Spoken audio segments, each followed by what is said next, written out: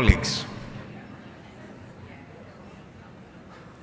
welcome in the second priority session of the day. It is my great pleasure to invite and to present you an excellent professor, Professor Anastassios Stalikas. For friends, Tassos. And I'm sure after this session, he will make many new friends. Professor Anastassios Stalikas is professor in psychology in Pantheon University of Athens and also adjunct professor at McGill University of Canada. But the most important is that Professor Anastassios Stalikas, Tassos now for us, is a positive person. Thank you. Thank you. Please, let's give to Tassos a word welcome. Thank you. Hey.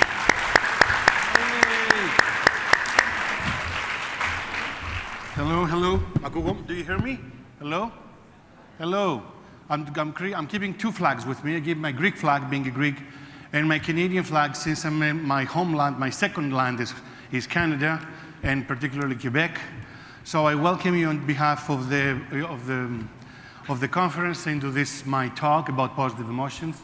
Before I start, I would like to thank the organizing committee and Dimitris Poulis for giving me the opportunity to talk with you today and to talk to you about something that I really like and I really love dearly.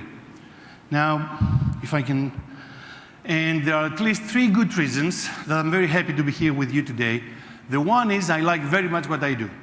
I've been doing positive psychology for the last 25 years. I've started when I was 12, so that you can make out the additions, and I'm a researcher, I'm a psychotherapist, I'm a coach, I am a university professor, so I have different kinds of hats, and I'm the president of the Hellenic Society for Positive Psychology. So every time I get the opportunity to talk about positive psychology and positive emotions, I'm really excited, and I feel myself that I'm really privileged. The second reason I'm very happy to be here today, it is with the academics, the university professors, we have this kind of reputation that we live in our ivory tower and that we're not dealing with real issues that concern the people and the professionals, but we're answering, regardless, stupid kind of questions as to how do we put the caramel into the caramel? Or I don't know if you know this other important question, Dimitris, that how many OR nurses are needed to change a light bulb? Do you know that? No, really. Do you know how many OR nurses are needed to change a light bulb? Well, there are 12. 1 to change the light bulb, 1 to chart it, and 10 to write a whole book about procedures of how we should change a light bulb. Is that right? Yeah? I thought that was the case, right? So the second reason, being an academic, I'm really glad to talk to you about something which I think you will find applicable to your personal and your professional life. It's not something that it's simply research-driven, but it's also very how much we apply it. The third reason I'm really happy to be here, it is because of you. It is the audience. I like talking to students and coaching and CEOs, but when I talk to professionals, I feel really much better. And the reason I feel better is because I hope, and that's the aim of my talk, that I'll be able to give you something to take it with you. And if from everything I'm going to say in the next 45 minutes or so, you will be able to apply 2 or 3 things into your professional or personal life, I'll be really successful. And now you may come to me and you'll say, oh, come on, don't be pretentious. What do you know about OR nursing? You're a psychologist, you're a professor, you know nothing about us. Well, that's not true. I did my homework. I studied hard, I talked to you guys, and I've learned a lot of things about your profession. First of all, I learned, what do you do in the nursing school? When you go to nursing school, I think that's the one most important thing you have to learn, right? How to save others without taking your own life. Then I learned things about your skills, how you can really hold it in for 10 hours, and that's really amazing. Then I learned, more than that, about your challenges and the places that your people touching us and your hands have been in so many places.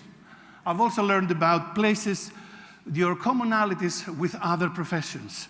So I know that you're not only professional, not only you're organized, but you have commonalities with other professions. And not only that, but you also have differences from other professions.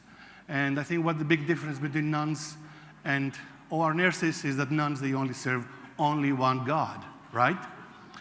Also, finally, I know that you have no stress in your life, so stress is not an issue for you from what I gather. You're really feeling great and you're handling the stress, the work stress, very well. And finally, I know everything about your retirement. You can only retire when you can again pick up your phone. So I know a few things about you. So knowing these things about you, I want to talk to you about the thing I like best. And this is the power of positivity. And by talking about positivity, what I want to talk today, it's about 4 major things. The one thing I want to say is that positivity works. But when we feel the positive emotions, it does something good to us. The second one is that positivity is learned. We can learn to be more positive people. The third one, and that's a more difficult one to grasp, is that reality, we construct reality, and the way we construct reality, we live it.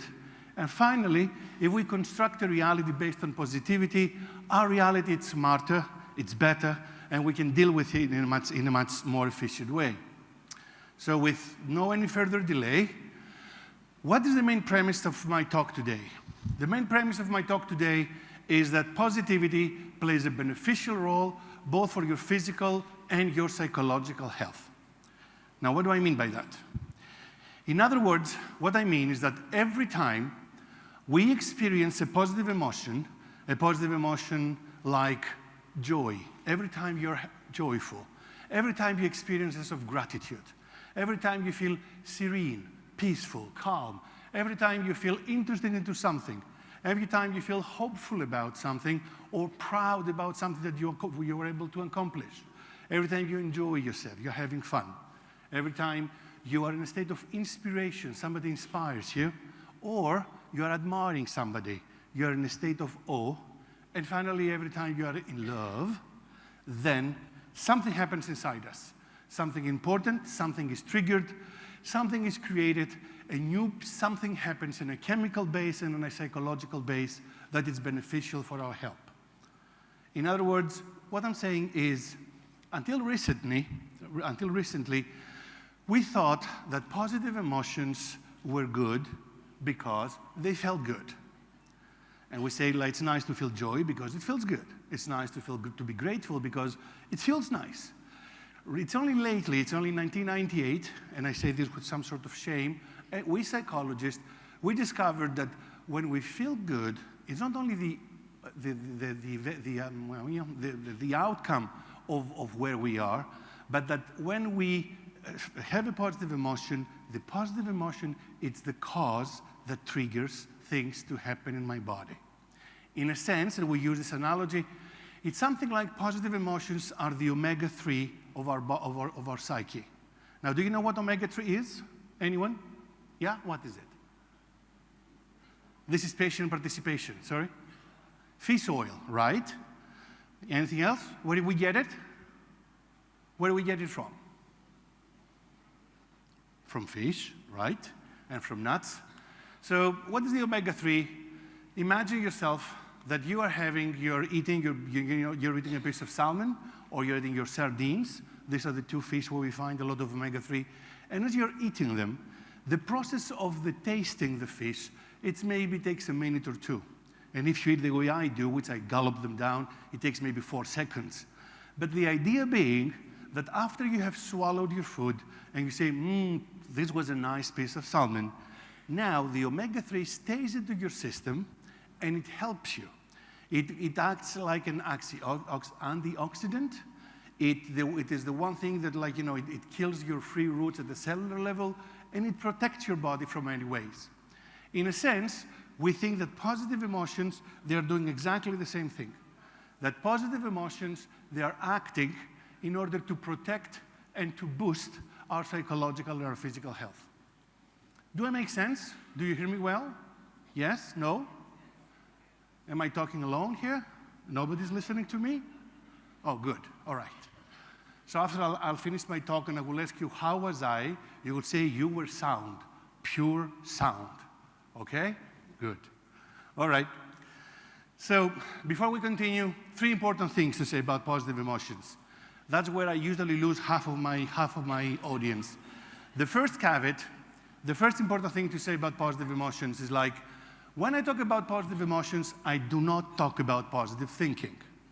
You know those of you that you try to find parking in downtown areas, and then you go with your car and you say to yourself, I'll get the parking, I'll get the parking, I'll get the parking, and then you get the parking, and you're saying to yourself, yes, that's because of my positive thinking.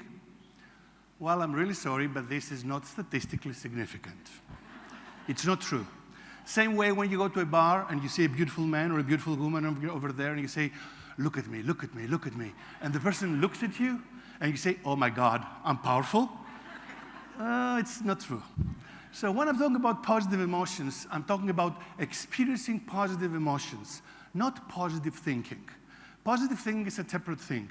It's very difficult for you when you're in a difficult situation to tell you, well, think positively. You know, I was in a theater the other day, and one of the people I've given workshops to walks towards me and says, "Oh, Dr. Stalikas, how are you?" And I say, "I don't recognize him," but I say, "Hi, how are you doing?" He says, "Here's my wife." You know, his wife, "Here's Dr. Stalikas. He told us, your house is on fire, don't worry. You lost your job, don't worry." And I'm thinking, is that what you got? Is that what you got from my talk? It's like, that's not what I'm talking about. So it's not the positive thinking I want you to be. I don't want you to be, you know, losing your job and seeing the positive side of it. It's more getting a chance to experience positive emotions. The second thing that I want to say about this is like, we don't want to have the positivity curse.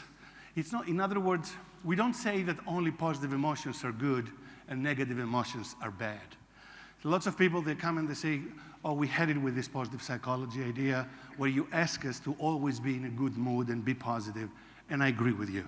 We cannot do that. So the point I'm trying to put across is not that I want you to be positive all the time, but I want you to experience positive emotions the same way you experience negative emotions. As a matter of fact, that's exactly the second caveat that says positive emotions and negative emotions are equally important. Good God gave us negative emotions for very good reasons. They gave us negative emotions because negative emotions help us cope, help us do things in a faster way, in a better way. When I'm angry, my muscular power is 50% more than when I'm in a regular state. So if I need to fight, I need to be angry. When I'm scared, I run faster. So being afraid, being angry, they're very normal experiences that we should continue to have. On the other hand, good God gave us positive emotions as well. The joy, the happiness, the calmness, the serenity, the interest. And these emotions play their own role. In a sense, we think that negative emotions, they narrow us down and they prepare us for action. And positive emotions, they open us up. They broaden us. They help us discover new ways of being and behaving. They provide us with all the fuel we need in order to be able to act when we're in a negative emotional state. So what I'm trying to tell you until now is like, yes, we talk about positive emotions, not about positive thinking. We don't want to have only positivity. We want both balance between positive and negative emotions. And indeed, positive emotions are going to help us, and they're going to contribute to our health, but they're not going to make miracles. It's not that if you're going to experience positive emotions, you will live to be 140 years old, neither that you're going to die healthy. What I'm saying is, while positive emotions are important for us, we should be careful not to exaggerate. So I'm not going to tell you that positive emotions are all the solutions. I'm only came here to tell you that positive emotions contribute to your well-being. All right? Make sense? Having put this aside, I want to go through now and tell you in maybe 20, 25 minutes, what do we know until today about the beneficial role of positive emotions for our physical and psychological health? The first finding is like positive people who experience positive emotions, who have positive mood, who are optimistic, they live 5 to 7 years more than people who do not experience a lot of positive emotions. We've done lots of research in the last 25 years. I'll tell you two, which I think are the most important ones. Picture it, we're in Malta. You know Malta? The island of Malta. We're in a nunnery, a place where nuns are, and we go to study them. In this nunnery, we have nuns who live there all their life. They have the same program. They have the same schedule. They eat the same food.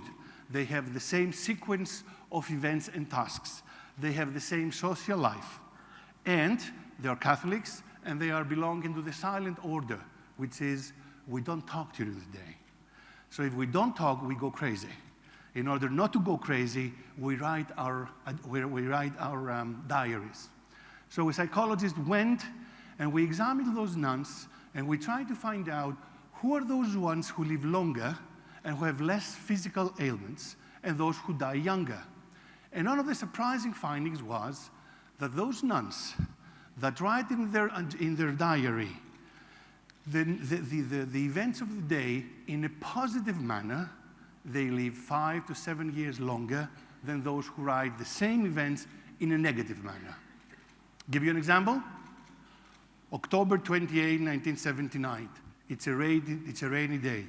So I have Sister Stalikas that writes, it's a rainy day, it smells so good, the rain waters the earth, it's so refreshing, and our Savior Jesus Christ is with us, and I feel its presence, and it feels so good. Then we have Sister Agath, that she writes in her diary, it rains again, more rain, I cannot take it any longer, I think I'm going to die here, enough of this stupid rain. So we have the same events and two different narratives. The Sister Stalikas, that she wrote a positive narrative, lives 5 to 7 years more than the Sister Agath, that she was more in a negative emotional position. In Harvard University in 1920, we did one of the studies, which I thought one of these more thriller-like studies, because in Harvard in 1920, we decided to take 920 men from the moment they were born and to study them until they die. And in order to complete the study, all the members who participated originally in the study had to die. So in 2015, we're all waiting for the last person. And we were watching, we say, is she going to die? When's she going to die? So it was a very thriller-like study, where finally in 2015, the last person who participated in the study passed away, and we're able to publish our data and answer who are the people, what makes people happy, and what makes people live longer. It took us more than $500 million. We changed 6 different directors for study, and from 1920 to today, we got the answer. Do you know what the answer is? Who are the people who live longer, and who are the people who are the happiest? Is anybody here, or am I alone? I think I'm alone, right? So who are the people who are the happiest? Hello? This is audience participation. Come on. Come on, you're nurses, you should know. What makes people happy? Tell me. Eh? You're not sick. Well, and what makes people not being sick? One word, relationships. Relationships, that's all we got. What we found out was that people who were happy and lived longer, there were people that reported that we have meaningful relationships. Meaningful relationships, meaning in our life, and positive emotions. So if you want to live for a long time, you should be able to have good, meaningful relationships. And in the sense, when you have meaningful relationships, your life has meaning, and when your life has meaning, you are in a positive and emotionally positive state. Continuing on that same level, when we looked at about positive emotions and physical illness, we find out that people who really are positive, who experience positive emotions, are optimistic, they are outgoing, extroverted, they don't get sick so often. They have less of a chronic illness. We have less instances of cardiac problems, of diabetes, and of other kinds of long-term diseases like this. And not only that, but even so, they're significantly lower level. People they have lower level. When when you experience positive emotions, your chances to get one of these chronic illnesses are significantly lower. But not only that, even when you get it, you're able to handle it in a better way. People who are more positively inclined, they incorporate their illnesses into their personal life without thinking that what they experience, it really cripples them. Not only that, but also positive emotions and your psychological health.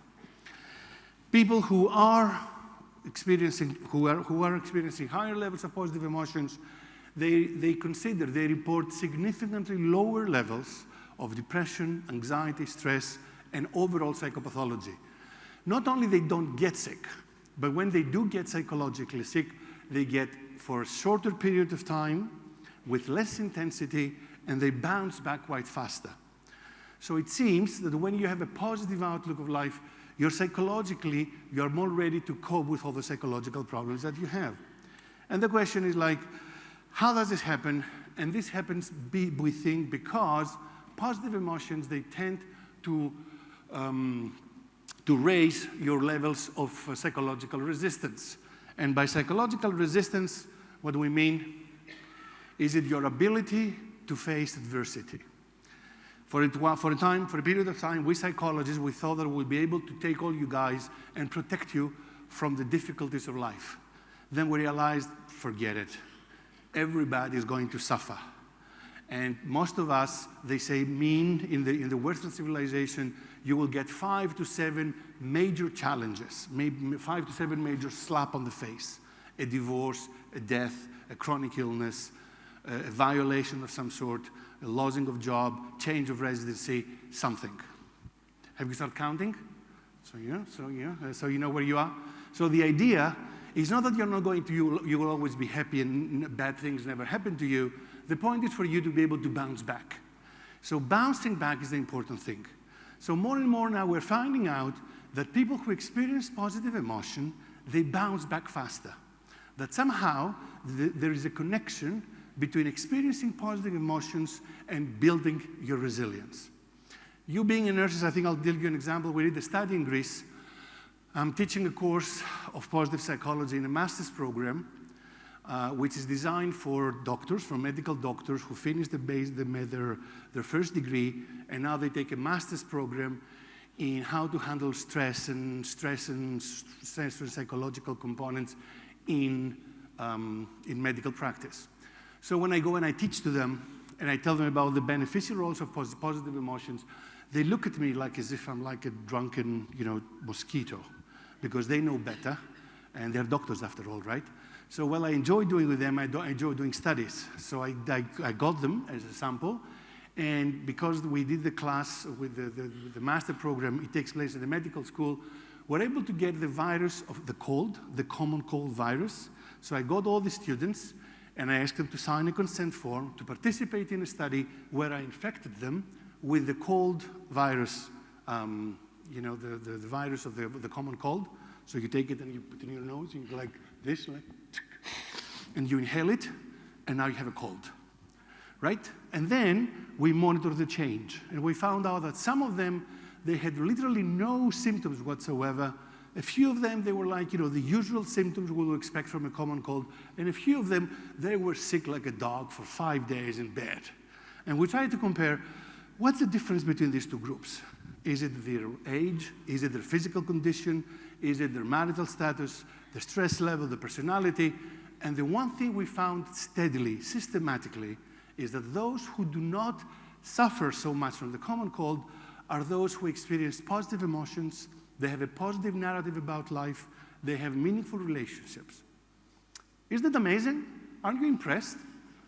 Are you here? Yeah? Good, finally. Oh my God, I'm getting to you. All right, so moving faster, then what we found out for the moment is if you experience positive emotions, you live longer, you have less of a physical illnesses, and you have less of psychological illnesses. Is what we very simply say in Greek sometimes. Positive emotions not only add years to your life, but they add life to your years. So not only you are going to live for longer life, but you will have a better life. More than that, when we look at the positive emotions and productivity, we find out, and in Greece, we've been for the last 8 years, we've been in a crisis, in a financial crisis situation. So lots of companies come to us and they say, can you help us put the morale up? Because people don't work or they don't have the morale. They don't know what to do. So we go and systematically examine to see who are those people who are doing well in their jobs? Who are those people who are successful? And what the hell do they do different? And systematically we find that those people who are successful are those who experience positive emotions and they have an optimistic outlook. they get better evaluations, they have faster promotions, they make more money. When we went and we checked into the idea, if somebody is successful, how come he's successful? What are the things that make him successful? The answer is that 25% of why you're successful, it's because you're smart and because you know what you're doing. So your skills and your IQ level predicts the 25% of your success. 75% if you will be successful or not, it's very much related to your outlook.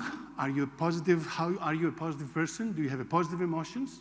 The relationship you have with your co-workers, and how you handle stress. If stress is something that activates you and makes you work faster, this is good. If stress freezes you, this is bad. And you know, this was a very interesting finding, because what we found out, I don't know how about you guys in different countries, but my idea when I was growing up was that I will have to work hard in order to become successful, and then after I will become successful, I will then become happy. Do you have the same idea? Like you work hard, you become successful, and after you become successful, then you're happy? Is that it? Well, it's wrong. It doesn't work. They've been lying to us. Happiness does not come because you're successful. It seems that happiness precedes the success. What we're finding is that people who are happy, in other words, who are in a good emotional state, they are the ones who are willing both to work harder and they're more successful in the job. But being successful doesn't make you happy. And you know why? Because after you're successful into something, and I say to you, congratulations, you got your promotion, yay, and we celebrate for an hour, then I say to you, well, now you have to work hard so you get to the next level, right? So the happiness doesn't last through success, but it's people who are good with what they do, that they both work harder, and they both have a successful life. And then, of course, it's not only your successful life, but it's also your cognitive functioning. We're doing experiments with children and with doctors again. You know these doctors I was telling you about? I made them, do you know Dr. House, the medical, how you call it, medical stories or something? It's a TV show, right? Do you remember it? So I got the same doctors, and I asked them, I'll give you 2 cases, give me your possible diagnosis. In one of the groups, I went to them and I said, it's my birthday today, and I'll give you a chocolate. Not now, later. And I left the chocolate on the desk. This group did significantly better than this group in identifying different diagnoses for the clients. It seems, without making it so simplistic, that when we are in a positive state, we are smarter. We're learning faster, we're better in getting solutions, and we're making less mistakes. And not only that, but also more creative. We're thinking outside of the box. If you want to be creative and innovative, you have to be in a state of positivity. Only if you're in a state of experiencing positive emotions, you can be creative. There is no any other way to do that. And finally, positive emotions are building stronger relationships and a better social support group. There is a very well-known Greek fellow from, again at Harvard University, Nicholas Christakis. He's a social psychologist, and he wrote a book called Connected. And what he found out was what we call the sunflower syndrome. You know the sunflowers? And you know what the sunflowers do? They turn towards the sun. It seems that we, human beings, we turn towards positive people. We like to be friends with people who are optimistic, who are smiling, who are having fun, who are in a good emotional state. So it seems that people who are more positively, they have a positive emotional state, optimistic, smiling, they're the ones who have stronger social support, they have more meaningful relationships, and stronger relationships. And why do we care about that? Why do you want to have stronger relationships? Why is it so important? Because you live longer. Thank you, dear. I think you're the only one who is listening to me. We can have a conversation. I like it. Thank you. That's exactly, you got it. Because you live longer. So in other words, what I'm telling you is that, guys, positive emotions are good for you. Are good for you because you live longer, you have less physical problems, less psychological problems, you produce more, you're more popular, and you're more sexy. And you can do all of this for free. You don't have to pay $9.99 for a bottle of happiness, and if one buys it now, one, I'll give you a second one for free. No, it's for you. It's for free. You can do it. And of course, people say, yes, but it's not so easy, is it? And I say, no, it's not. In order to deal with this, it's like, how the hell does this work? Is it magic? What's the idea? We didn't know either. It took us lots of time to figure out how the hell experiencing positive emotions contributes to so many factors of our life. And it's now that we're trying to figure it out. And we think it happens in your own neurological and the hormonal level. Every time you experience a positive emotion, your brain goes into a particular state and secretes different kinds of neurotransmitters, serotonin, endorphins, and so on. Those neurotransmitters and the combination of those neurotransmitters, it goes back to your neural pathways and lights up areas of your brain that they don't light up unless you're experiencing a positive emotion. And not only that, but also when you experience a positive emotion, your hormonal system also reacts. We knew that this was true for negative emotions. We knew that when you're stressed, for example, your hypothalamus, your thyroid, your things, and your epinephrine, whatever, it's another part of your hormonal system here that sits over a little piece. Hey? Adrenal glands, thank you. Your adrenal glands, they secrete cortisol. Now we know that when you're in a positive emotion, they secrete a different set of chemicals, with similar set of hormones, that they really change you. And they change you both at the neurological level, both at the chemical level, and both at the cognitive level. So both psychologically and physically, when you experience positive emotions, you have all these effects, and all these effects act together to provide for all the changes we talked about.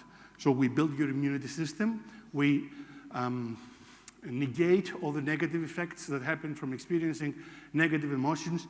Your mind is brighter and stronger, and psychologically you feel better. And when you feel better psychologically, you're more social. You're more open to people. You're taking more risks. You're trying new ideas. And so you say, okay, how do I do that? Well, in order to do that, first of all, you have to sleep. If you're sleep deprived, you cannot experience positive emotions, trust me. If you slept for 4 hours last night and you're drunk and you get up in the morning, there is nothing positive in the world. So you really have to sleep. I don't know how much you have to sleep, but you have to sleep so that you're rested. They say you have to eat well. Now, talking about eating well, I cannot talk much about that myself. Like, I'm not the best person to talk about, but the rumors are that you have to be eating things that are good for you, healthy for you, and avoid processed food at all costs. And I think the idea of vegetables and fruits and all these kinds of things are well known. The last thing is like you exercise. And exercise is very important, not only because it releases endorphins, but because it indicates that you do something about yourself, something about your own life. Meditation is one important thing. And you have to experience positive stimuli. You have to be able to see positive stimuli around you that will make you experience positive emotions. Otherwise, how will you do this? You cannot experience positive emotions if you don't have positive stimuli. So the next question is, where the hell do I get this positive stimuli? Okay, are you ready for an exercise? Are you still here? You're not gone yet? Good. Okay. I'm going to show you a poster. I'm going to show you a picture now that has different geometrical shapes. And I want you to tell me the total number of the geometrical shapes you see on the next picture. Does that make sense? And I'll give you 20 seconds. Not how many types we have, the total of it. So it's more than 8. I'm giving you a hint. Okay, don't help each other. Go for it. I'll give you 20 seconds. There you go.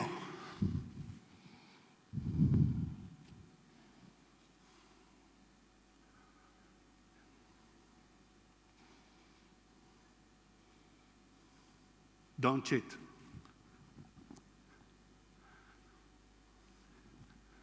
I'll give you another 4 seconds because you're nice with me. All right. How many of you got up to 10 at least? 10? 20? 30? 40? 50?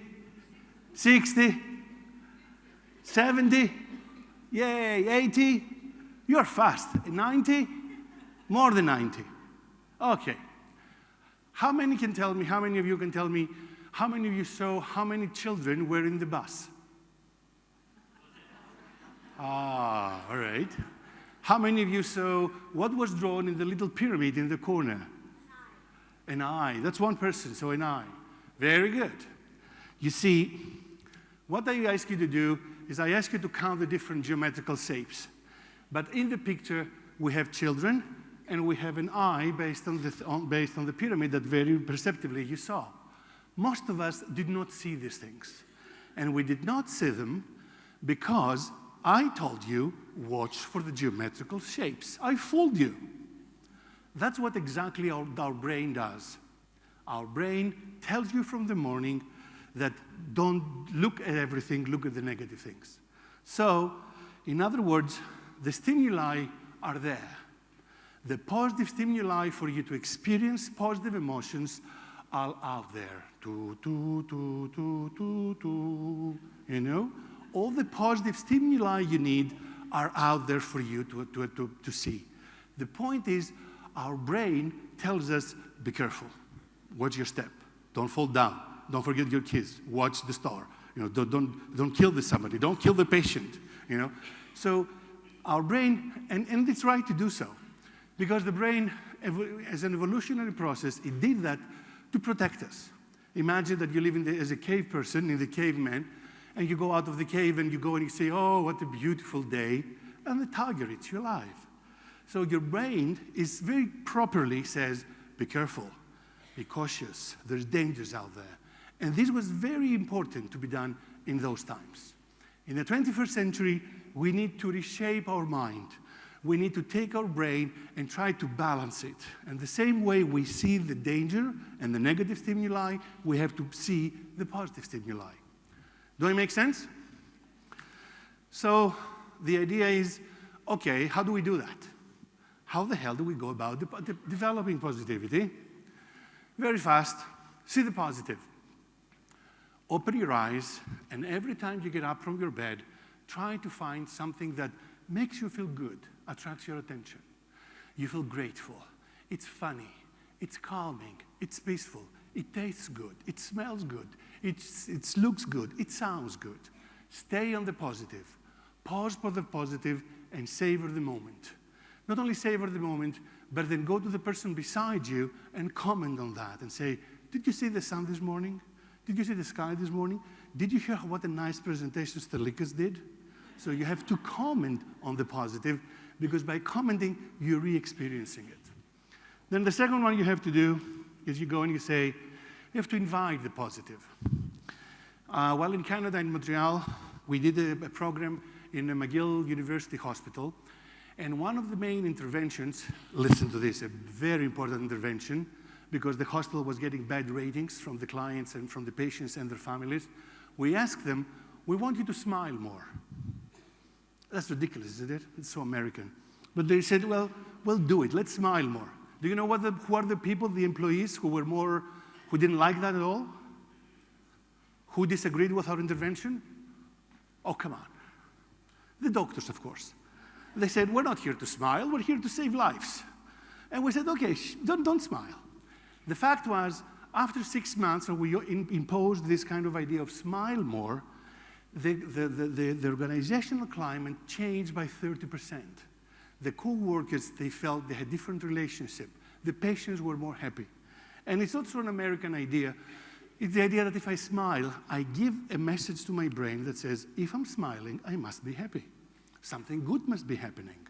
The same way I say to myself, when I look like this, if I look like this, then I must be sad.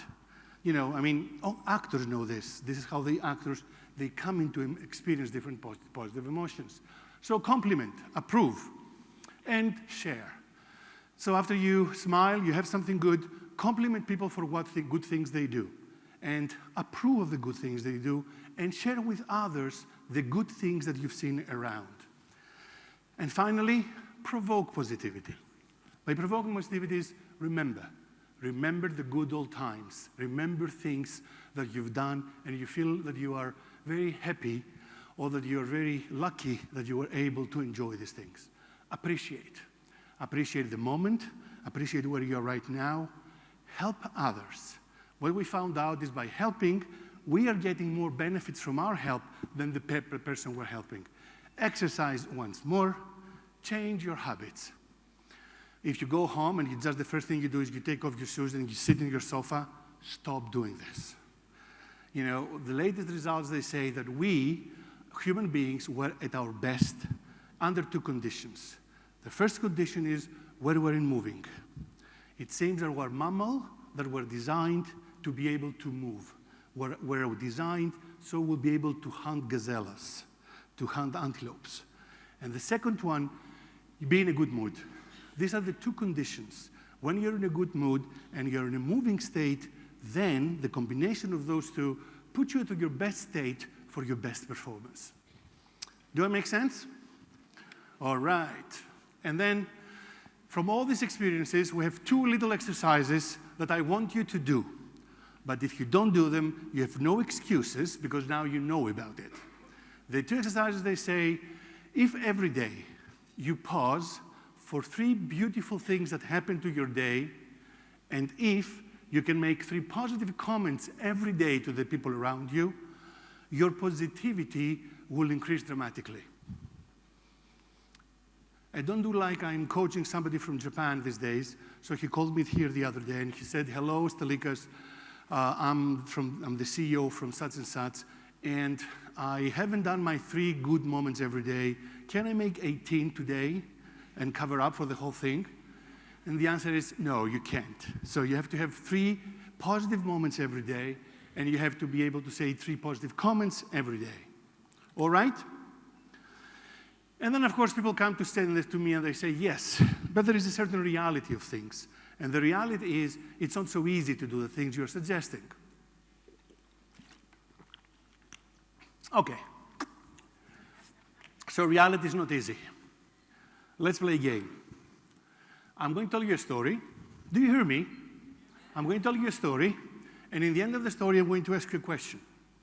You are in the bank, and as you're waiting for your turn to come up, some robbers come in the bank, and they with their guns, and they come in and they say, come on, this is a bank robbery.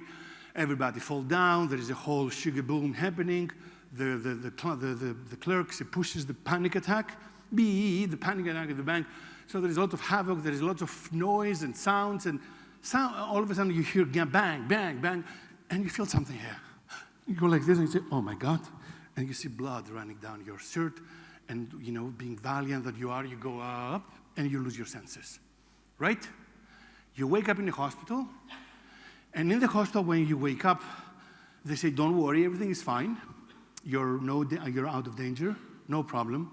So you say, oh, good, that's good. They say, how many people were in the bank? They say, what happened to the rest of the people in the bank? And they say, well, there were 50 people in the bank, and the only wounded is you. Everybody else is fine. All right? So that's the story. So my question is, how many of you feel lucky?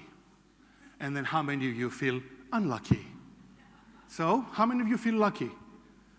Come on, right? And how many of you feel unlucky? Right, very good. So here goes the story. Anybody in between? We do this experiment all over the world, and usually 60% of the people, they say lucky, and 40% they say unlucky.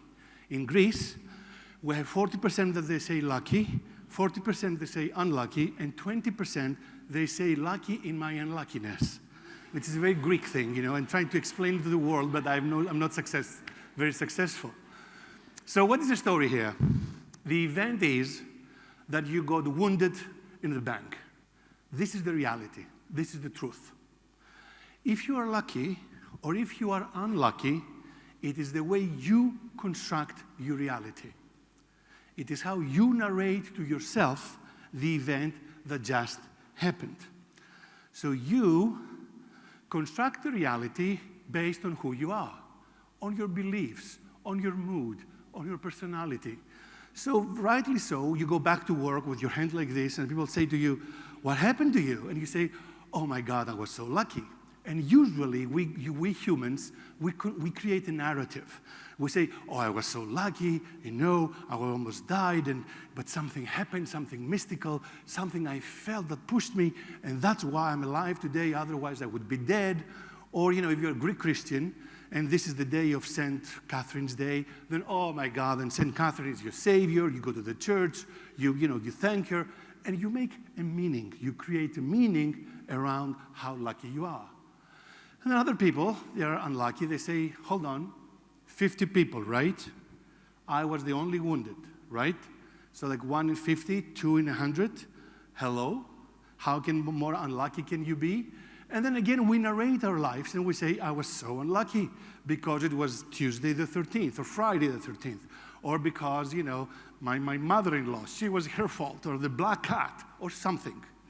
We create a story in order to construct our own reality. And our own reality, it's our reality. It's not the objective truth, but it's the way we see reality. When we go and we test people to find out how much they are happy, their happiness is affected only 10% by their objective reality. 90% of whether you are happy or not, it's related to your narrative. It's related to how you narrate your reality. And the way this happens, it happens at 2 levels. The one level that happens is that our brain is bombarded every second with more than 40 billion bits of information. Your mind only takes 40. And with these 40, you construct reality. Not only that, so it's a matter of perception. You select information in order to perceive something and to construct reality. How many people here see 2 faces? And how many people see a vase? So depending on where you put your attention, you will either see a vase or you will see 2 faces. And how many people here see a beautiful little lady? And how many people see an old little witch? Right? So depending on where you put your attention, you have a different construction of reality. I was the other day outside, one of these days I was outside with some colleagues, and we were out, and they were smoking a cigarette, and we're watching the beautiful sun, and I go and I say, oh, isn't it a beautiful, lovely day? Look at the beautiful sun. So the other guy turns to me and says, if it starts to be so hot so early on, it will be hell.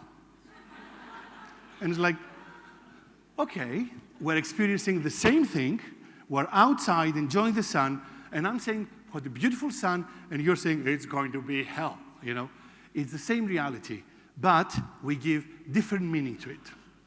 So why am I saying all this is that how the way we interpret the events and the way we narrate our story, it's very important. We select information, we interpret them somehow, we give different meaning, and we give a different emotional loading.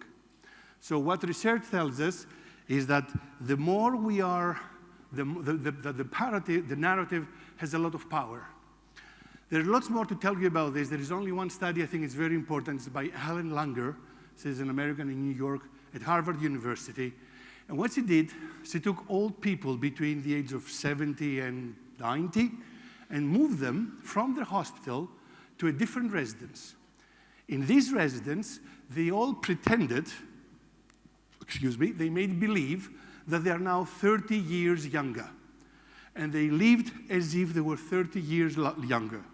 The whole setup was made to be in the 60s. The TVs were the 60s. The TV program was from the 60s. The newspapers were from the 60s. And they started pretending to be 25 years younger than they actually were. The amazing thing that Helen Langer found was like in a month, all the crucial levels of the health of these people, including the blood pressure, the sugar level, the triglyceridia, and all kinds of other important vital effects, they significantly lowered. Our physical health is affected by the way we narrate ourselves. So those of you women who say you're younger than you actually are, keep saying it. But you have to believe it. because when you believe it, your body listens to you and it behaves accordingly. So in other words, being lucky or being unlucky, or turning the clock backwards, it affects your way. So what I want to say is like, there are two ways for you to improve your positivity. The one is see the positive, invite the positive, provoke the positive. The second one is, I want you to understand that you are, guys, constructing your own reality. You can leave this conference and you can say, it was a great conference, the food was great, the beaches were nice, or it was a waste of time, or the talks were good or bad, and all of them would be true. But it will be, you have to choose among all of these, which is the reality you want to narrate to yourself. What are the things you want to talk about? And how do you want to carry this kind of experience? And of course, the question that comes to us usually is like, how much does it cost? Where can I buy it? And the answer is, unfortunately, you cannot buy it. But you can do it. And what you can do is like, there are certain things you can do. Change your focus from negative to positive. Try to find positive instances in your day. Recognize the positive elements, the positive little things that happen in your daily life. Broaden your perspectives. Get other people on board. The positivity needs company. Usually when you're in a negative state, you can take Johnny Walker with you and you're happy. You know Johnny Walker, right? And you can walk with Johnny. But when you're feeling a positive emotion, you want to share it with someone. Positive emotion on your own, there are certain emotions that you like them, like serenity, that you'll be on your own. But for most of positive emotions, we need company. And then keep practicing. In other words, and also in positive psychology in the last 20 years, we have developed at least 10 different ways where you can increase and improve your positivity. The idea of improving your mindfulness, finding what are your values in life, creating a meaning-making and a meaning property for you, expressing your gratitude, building optimism, developing generosity and compassion, and also self-compassion, being able to savor the moment, being able to get into a state of flow, and also being in a state of overall feeling positivity and optimistic. It increases your experiencing positive emotions. In closing, there are three things I want to tell you. Positivity and experiencing positive emotions represents a royal road for the successful and meaningful life, both professionally and personally. If you're smart enough, you'll be able to find 3 moments in your life, in your everyday life, where you feel good. And you will say to yourself that now I feel good, or this was a good conversation, or it was a nice laugh with my friend. Try and find positivity into your life. The second thing is that positivity comes about and develops through the manner you construct your reality. Every time we talk about what happened to us, it's only one version of reality. It's one version we chose to talk about, but not the full version. And finally, positivity, it's accessible to all of us. It's accessible for all of us, but who seek it and who want to pursue it. Thank you very much.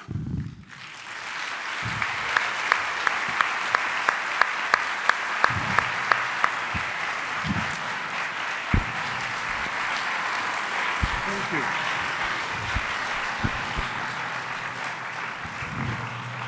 Thank you, Anastassios. I'm full of positive energy. Thank you, Professor Stalikas.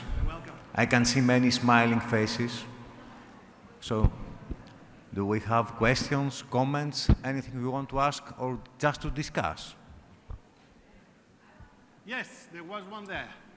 How many Please. do you have more? Let me see. Is there only one? Please. So I'll give you half an hour. You have to wait for the microphone, please. Right. There's one. Is another one somewhere? So Hello. Your name, please. My name is Marina Binyashvili. I'm a nurse from Israel. Hello, Marina. Hello. Greeks and Israelis are the only two people who live in the drama every day. Yes, We I know. Greeks discover tragedy, and every time we discover tragedy, we live in trauma. Israelis are the second one. We hurt so much. We hurt so much, and we're so proud of it. I have a question. At my private life, when I'm at home, I'm a very positive person. And I choose the persons that I want to be in my life. My Right. friends, family are with me.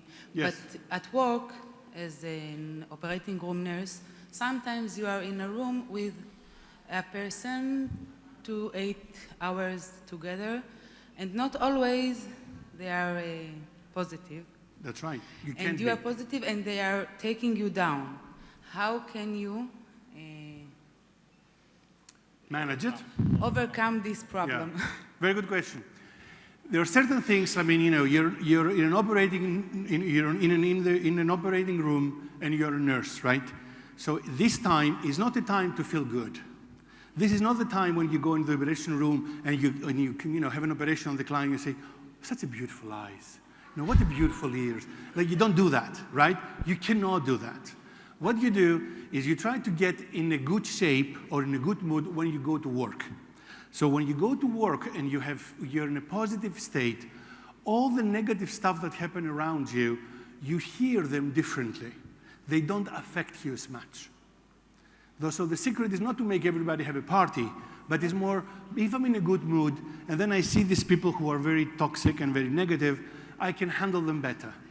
The second thing you do is you go into the operative room, you have to be a bit stressed because you become better in your work like this, and then when you work with people, and they are very negative and so on, you try to find 3 things that were good about this experience.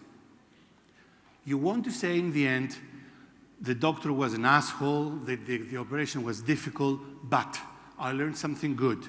It ended well. I was able to find this. You have to say to your brain, not only to register the bad things that happened, which are true, and they should be there. I'm not telling you to delete them. I'm asking you to keep them, but I want you now to open a new file and write the 3 good things that happened in this bad situation. Thank you. Do I make sense? Right? Okay. Any other Thank you. questions? Yes. My name is Victor. I'm to make it easier to you. You're Victor from? Yeah, that's what I'm explaining. I'm a Palestinian nurse, but I'm working in Israel. Right. And that's just to understand the idea. And in my operating room, as an operating room nurse, I feel that I'm so close to the people, to the team, even to the patients. They get used to me very fast. Yes. But my entire feeling is that I am with the mask. I am with the mask. It's not myself. As every day I'm coming to work, I have a mask. I wear a mask, okay? Yeah, sure. I don't talk about surgical mask. I'm talking about a mask psychological that mask, right. covers Your my professional inner being. self. Yes. No, it's not working well, this microphone. We're talking? It's not working well. Sorry. Okay. Yeah. So we'll manage. It's the idea is that I don't feel myself. It's not me. I'm doing this. I have not only 3. I can manage 10 positive things in my work, but it's not me. Well, I feel working as behind a mask. yes. It's a very good question, a very big question. That's what we do with coaching usually, with people who say, I don't feel myself. And how can I feel positive emotions when I do something that I feel I'm an imposter? I'm not the true me. It's somebody else that pretends to be me. And this somebody else is not me. Am I getting it right? Yeah, exactly. It's like in the airplane yesterday. They are always smiling. I don't know why they are always smiling. I know, no. But and it's not a fake smiling only. They don't stay there. That would be not fair. The idea being, I have to find things about my job that I like. If I go to my work and I feel that I'm suffering and this job is not good for me and it drains me down, that's the construction I have in my head about my job, then I cannot be in a positive state. I will be in a negative state, I will be in a toxicity state, and soon enough, not only you will feel bad about your job, but you start to radiate it to the people around you. So the idea is for you, can you revisit what is your job all about? Why do you do this job? Is there anything good about this job? What are your values in this job? And you have to rethink and rework with yourself those values and another meaning about why my job is important to me. I'm giving you a personal example, not as bad as yours, but like I'm usually a member in certain boards of the Greek state, and I find them so boring. And every time I go there, I feel like I want to shoot myself. And after a while, I said, I have to do something about it. So now I play a game with myself. I go into these rooms, and I say, be careful. You have to learn 3 things from this meeting. If you go to this meeting, and you go again constructing it as if I'm going to be a waste of time, what am I doing here? It's exactly this way. But if I put myself into a different state of mind, I try to create some other interests in order to recreate in a different way. Do I make sense? Exactly, but I want to one more thing to give the others the opportunity. Yeah. I love my work, and that's what makes me coming back to work next day. Yes, it must. Maybe we can meet afterwards and we can talk more about it. I know you have to go. Any more questions? Am I done? Did we kill them all? I think we have done. Thank you very much, guys. Thank you. My feeling is that Professor Stalikas just activated many positive emotions. Let's keep it for the rest of the day. That's right. Good luck.